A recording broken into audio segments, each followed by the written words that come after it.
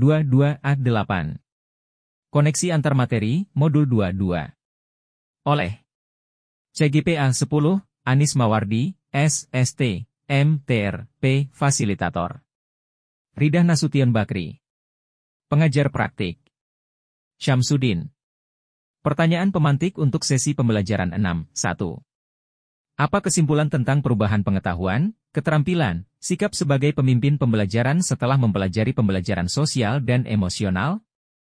Setelah mempelajari pembelajaran sosial dan emosional, saya menyimpulkan bahwa pengetahuan, keterampilan, dan sikap saya sebagai pemimpin pembelajaran telah mengalami perubahan yang signifikan. Saya menjadi lebih sadar akan pentingnya aspek emosional dalam proses pembelajaran, mampu mengidentifikasi kebutuhan sosial dan emosional murid, serta lebih terbuka untuk mengadopsi strategi pembelajaran yang mendukung kesejahteraan psikologis.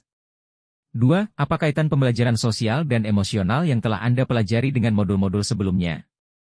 Pembelajaran sosial dan emosional berkaitan erat dengan modul-modul sebelumnya yang membahas tentang pengembangan karakter, komunikasi efektif, dan manajemen kelas. Semua modul ini menekankan pentingnya membangun hubungan positif, menciptakan lingkungan belajar yang inklusif, dan mendukung perkembangan holistik murid.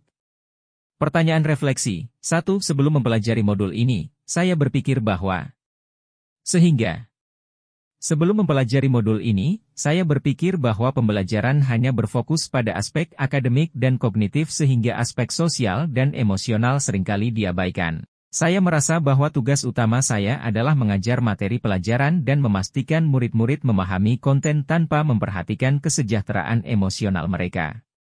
2. Setelah mempelajari modul ini, ternyata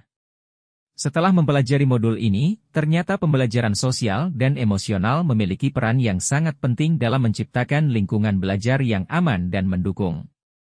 Saya menyadari bahwa kesejahteraan emosional murid sama pentingnya dengan pencapaian akademik mereka, dan bahwa keduanya saling berkaitan dan saling mempengaruhi.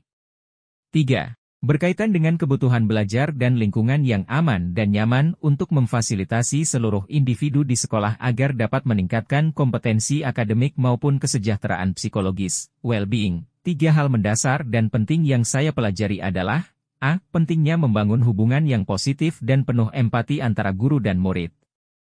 B. Peran komunikasi efektif dalam menciptakan lingkungan belajar yang inklusif dan mendukung. C. Strategi pembelajaran yang berfokus pada pengembangan keterampilan sosial dan emosional murid. 4. Berkaitan dengan No. 3, perubahan yang akan saya terapkan di kelas dan sekolah. A. Bagi murid-murid.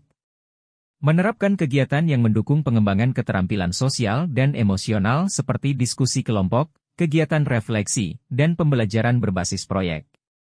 Menyediakan ruang aman bagi murid untuk mengekspresikan perasaan dan kebutuhan mereka. B. Bagi rekan sejawat. Mengadakan sesi pelatihan dan workshop tentang pentingnya pembelajaran sosial dan emosional.